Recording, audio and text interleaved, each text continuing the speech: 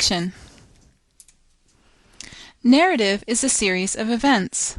This genre includes depictions of series of events in various other genres such as nonfiction, poetry, and film.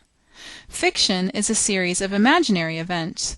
Short stories and novels are subsets of the fiction genre, which also includes fictional film. Both short story and novel are considered prose fiction, while film is not. Although the word fiction indicates a narrative is not a true story, fiction usually does represent truths about the world and can be constructed from any number of real events and people.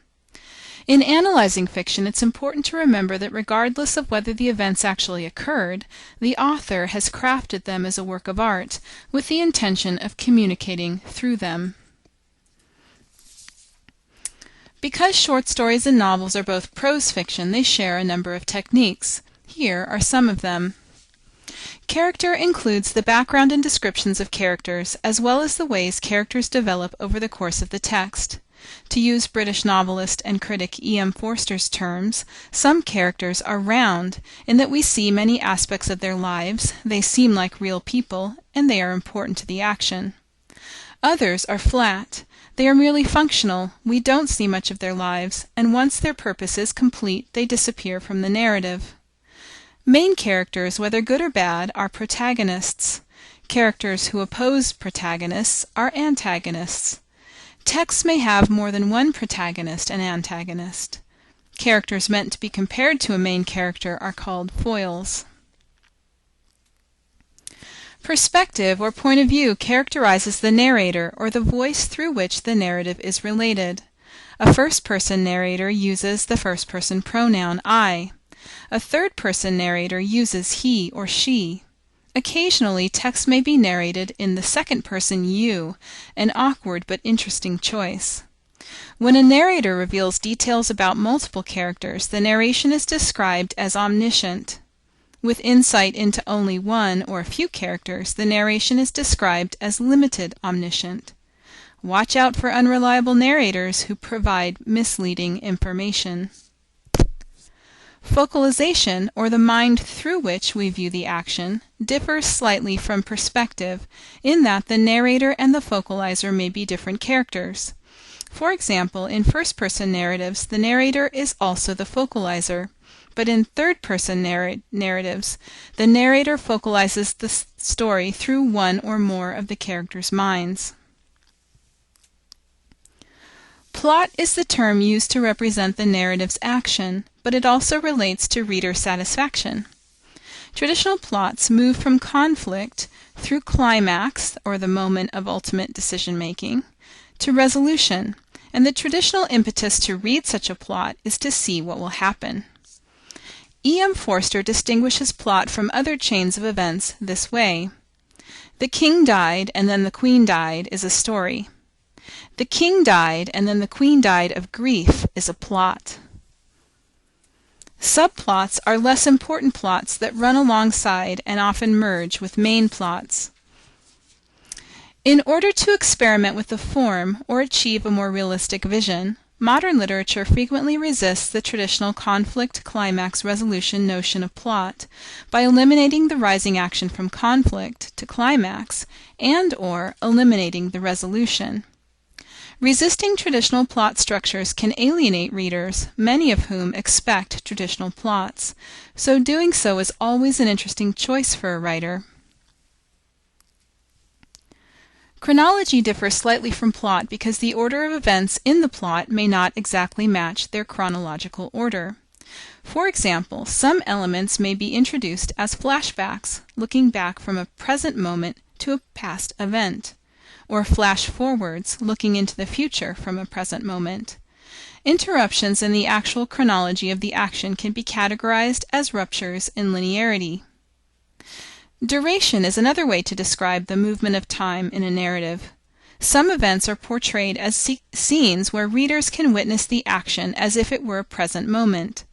Because showing rather than telling involves more detail and therefore takes more space and time, such scenes have a longer duration than other aspects of the text. In contrast, those events that are merely mentioned have a shorter duration in the time and space of the text. Another way to differentiate these elements is to describe complete scenes as actions that occur in the foreground of the text, and mentioned events as those occurring in the text's background. Setting, of course, indicates the temporal and physical setting of the action. Images or imagery is the sensory details. Narratives in the 20th century have developed from relying heavily on physical imagery, particularly on external details, to relying more on psychological imagery, and later on less realistic imagery and fragmented form. This change essentially characterizes the movement from realism to modernism and then to postmodernism, which also represents a shift in philosophy from the assumption that an objective world can be accessed, to the belief that the only access to the world occurs through the mind, and then to the concept that we can never know an objective world at all, but only our fragmented constructions of it, steeped in language and triangulated with others' impressions. Symbols or symbolism occurs when characters, settings, and/or physical details possess not only a literal meaning but also a figurative or symbolic meaning. Symbols operate primarily by the associations cultures attach to them. For example, the color white means innocence in Western culture and mourning in India. Symbols relate to one another throughout a text to create a pattern of meaning or theme. Intertextuality is a kind of symbolism that occurs when one text alludes to another text either explicitly or through replicating some aspect of the earlier text. For example, characters may be reading existing books, or behaving in ways that parallel actions in other stories. Such intertextuality associates the meaning of the earlier text with that of the more recent text, either building on or contradicting the meaning of the earlier text. A text that replicates an earlier text in order to mock it is a parody. Tone describes an emotion or judgment the narrator conveys through diction or word choice. For example, certain words may create an angry tone. Perhaps the most interesting and difficult tones are irony and humor. Both operate similarly by combining two mismatched meanings that, to use Linda Hutchins' word, rub against one another. Dramatic irony, for instance, is the situation where the audience or reader knows more than the characters. In dramatic irony, what the audience knows rubs against what the characters know to create the ironic pleasure. For irony or humor to work, the reader must exactly grasp both elements. We must know Shakespeare's Hamlet to understand what makes the production of Hamlet on the old sitcom Gilligan's Island funny. This is why humor frequently fails to cross from one culture to another.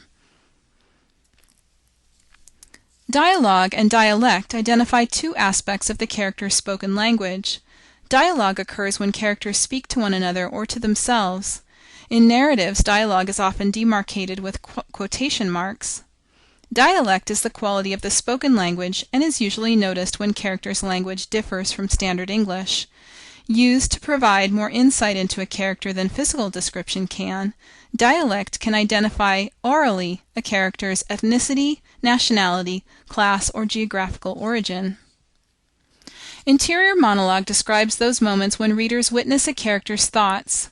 Direct interior monologue occurs when the narrator employs I thought or he/she thought. Indirect interior monologue occurs when the narration shifts into the character's thoughts without I, he, she thought tags. Fictional elements are important because we derive meaning from patterns. The various elements discussed here combine into patterns that create the meaning emerging from reading.